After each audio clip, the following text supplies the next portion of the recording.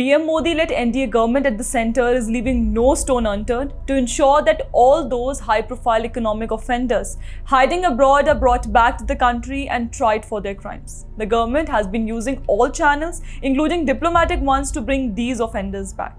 As part of these efforts, the United Kingdom team visited Tihar jail a day back. Several of these fugitives have been citing poor prison conditions in India as an excuse to prevent their extradition.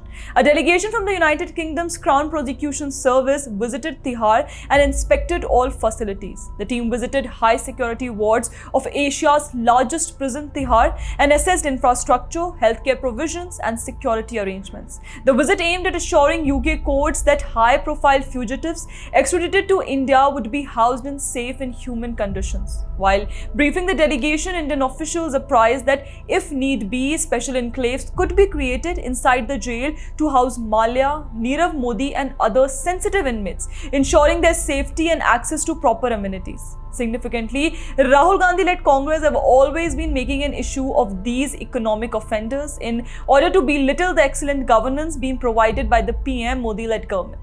Rahul Gandhi has been blatantly blaming the BJP-ruled centre for the escape of these economic offenders like Nirav Modi, Mehul Choksi, even going to the extent of linking them to the PM. The Prime Minister let jeweler Nirav Modi escape with rupees 350 billion, which is equal to the entire budget of the Mahatma Gandhi National Rural Employment Guarantee Act. A baseless charge Rahul Gandhi is seen making at election rallies time and again.